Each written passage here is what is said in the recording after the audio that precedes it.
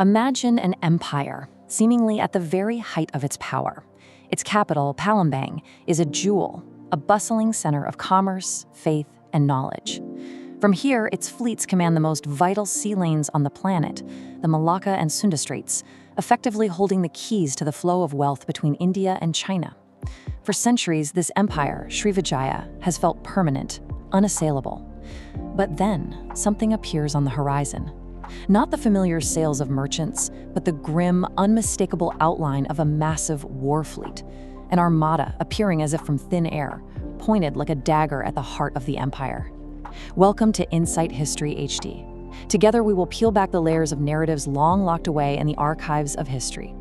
What we're looking at is a single, shocking military campaign, the naval raid on the Srivijaya Empire in the year 1025, launched by the Chola dynasty of southern India.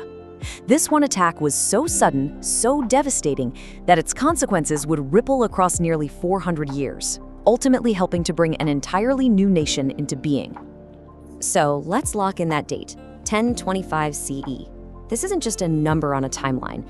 You have to think of it as a fracture point, the moment one military decision set a long, unpredictable chain of events into motion, a chain that would completely reshape the map of Southeast Asia. You know, the surprise was absolute. The Chola fleet, led by the brilliant and ruthless Rajendra Chola I, didn't even use the normal sea routes. They sailed straight across the Bay of Bengal, catching the Srivijayan navy completely flat-footed. And the looting of Palembang, well, that wasn't just about stealing treasure. It was a psychological shockwave. It completely shattered the empire's reputation of being invincible. To really get the long-term impact of 1025, we have to understand what was actually broken that day. It wasn't just a city that was sacked. It was the very foundation of Srivijayan power. You see, this empire wasn't just a kingdom with land borders. It was a maritime hegemon, what's known as a thalassocracy, and it controlled the great economic choke points of its age. A thalassocracy. It sounds complicated, but the idea is actually pretty simple. Srivijaya's power didn't come from owning huge tracts of land. It came from its absolute, total control of the water. By dominating the Malacca and Sunda Straits, it basically put a toll booth on all the trade flowing between the massive markets of India and China. And just to appreciate the scale of this, Srivijaya wasn't some flash in the pan. We're talking about centuries of dominance. It rose up in the 7th century, and for the next 300 years, it was the undisputed power in the region. That kind of longevity is exactly what makes the break in 1025 so stunning. It wasn't a slow, gentle decline. It was a sudden, catastrophic snap. Now, here's the crucial detail. The Cholas didn't invade to conquer and rule. Their mission was purely strategic, to break Srivijaya's chokehold on trade. And they succeeded. But in doing so, they created this massive power vacuum. With Srivijaya suddenly weakened, all these smaller regional kingdoms that were once under its thumb started to break away and fight for a piece of the pie. It threw the whole region into chaos for generations. Okay, now we're gonna jump forward in time. A long way forward, nearly 400 years to be exact. And we're gonna look at something that seems, at first, completely unrelated, a fugitive prince founding a new city. But this is where that long echo from the year 1025 becomes impossible to ignore. The year is 1402. Our protagonist is a man named Parameswara. And according to the Srivijaya New World Encyclopedia, he was the last prince of the Srivijayan royal line.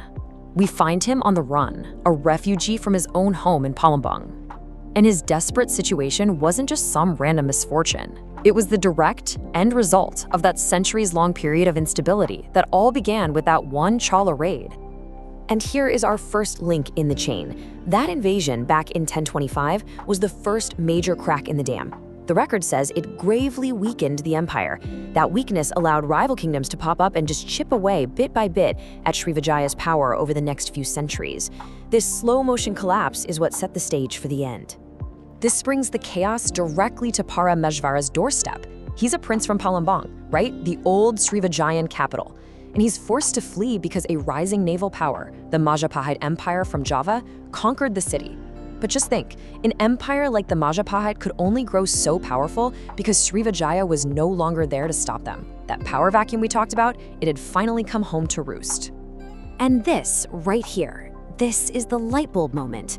When Parameswara finally finds a safe place and founds his new port city, Malacca, he isn't just starting from scratch. No way. He is consciously trying to recreate Srivijaya's old maritime strategy.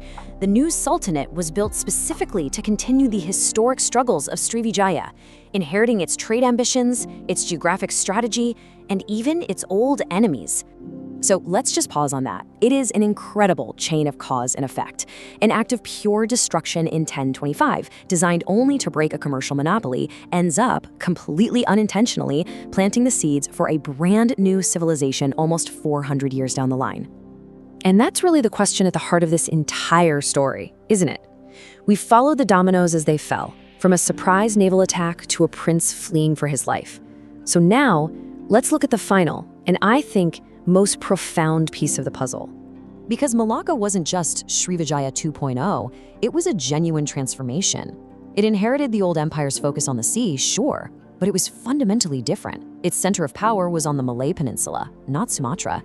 And most critically, it became a powerful hub for Islam, spreading a new religion, a new culture, and the Malay language all throughout the archipelago.